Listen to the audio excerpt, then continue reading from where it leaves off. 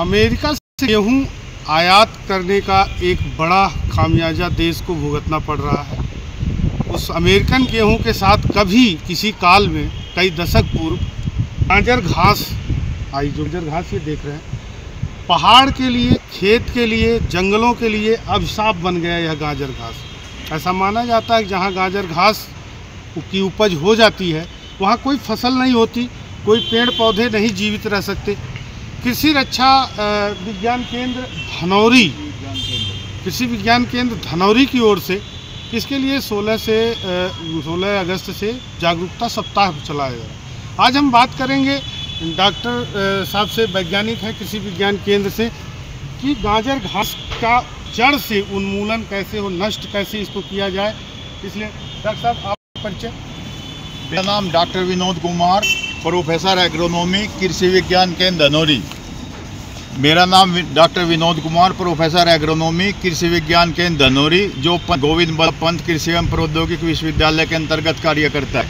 ये गाजर घास उन्मूलन सप्ताह 16 अगस्त से 22 अगस्त तक पूरे देश में मनाया जाता है। कृषि विज्ञान केंद्र भी मनाता है, लोगों को जागरूक करता है, क्योंकि इससे बहुत से नुकसान हैं। गाजर घास से इससे मनुष्य में एलर्जी हो जाती है, दमा हो जाता है, और इसके पशुओं में विभिन्न रोग पैदा हो जाते हैं। फसलों में इसको 40% की हानि होती है। ये रेलवे किनारे, पार्कों में सभी जगह पाया जाता है, और ये समुद्र तल से 1600 मीटर की हाइट तक ये पौधा सर्वाइव होता है, और इसका एक पौधा 25,000 बीज पैदा करता है।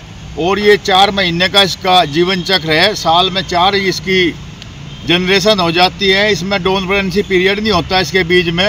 और अब इसमें ये फूल आ गए हैं इसमें, लेकिन बीज नहीं बना। अगर फूल आने पे ही इसका उन्मूलन कर दिया जाए, उन्मूलन इसका हाथ से उखाड़ दो, या इस पर जो केमिकल विधि द्वारा है, जो वीडीसाइड है उनका स्प्रे कर दो। 2,4-D है, 1 से 1.5% का उसका स्प्रे कर देते हैं।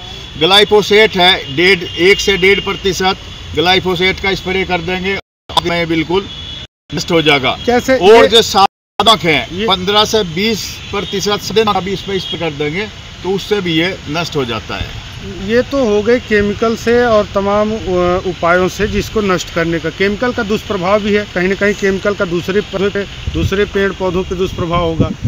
क्या यह सत्य है कि अमेरिकन गेहूं के साथ ही आया था? हाँ, ये 56 में महाराष्ट्र में, पुणे में देखा गया था, और इसके बहुत ही फास्ट ग्रोइंग है, और ये दूसरे और कहीं भी काम नहीं आता। पशुओं में भी बहुत नुकसान है, मनुष्य में भी है, दमा भी हो जाता है आदमी के, और दमे का जो मरीज है इसके आसपास उसको एकदम दमा उखड़ जाता है। बिना केमिकल के इसको कैसे नष्ट किया बिना केमिकल के? जैसे अब इसमें फूल आ गया और बीज नहीं बने, तो इसको ये ऐसे जड़ से उखाड़ दें। ये ग्लोव लगा के, दस्ताने पहन के उखाड़ दें, क्योंकि बगैर दस्ताने के कुछ मनुष्य को इससे एलर्जी हो जाती है। हाथ पे वो लाल वाले धब्बे पड़ जाते हैं, इसलिए ये सावधानी रखनी चाहिए। तो ग्लव्स पहन के ही इसको उखाड़ना चाहिए।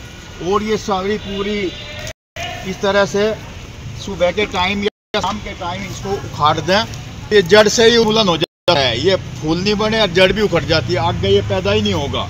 और इसका बीज भी 25 साल तक पड़ा रहता है, जब भी इसका सर्वाइव होगा, जब भी वो ऊपर उभर जाएगा। ग्रामीण क्षेत्रों में कृषि और किसानों कैसे आप जागरूक कर रहे हैं? बस ये गाजर घास है, और ये हिंदुस्तान में समुद्र तल से लेकर 1600 मीटर की हाइट तक उगता है। ये 1956 में पहली बार पुणे में, महाराष्ट्र में दिखाया गया, और इसका एक पौधा 25,000 बीज पैदा करता है। और इससे जो हानि होती है मनुष्य में, ये डर्मेटाइटिस हो जाता है, एलर्जी हो जाती है, दमे वालों को बहुत इससे नुकसान होता है। और ये फसलों में भी दलहनी, तिलहनी, वैसे कोई भी फसल हो उसमें 40% तक इसकी हानि होती है। तो इसका उन्मूलन, इरेडिकेशन का ये तरीका ये है।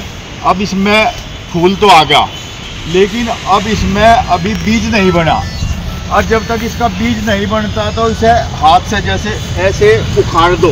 अगर ये सारे ज़मीन में नमी भी है, और 16 से 22 अगस्त तक पूरे हिंदुस्तान में इसका वो दिवस मनाया जाता है। अगर आप ये वीडियो YouTube पर देख रहे हैं तो हमारे चैनल को सब्सक्राइब करें और बेल आइकन को दबाना ना भूलें। अगर आप Facebook पर ये वीडियो देख रहे हैं तो हमारे पेज को लाइक करें।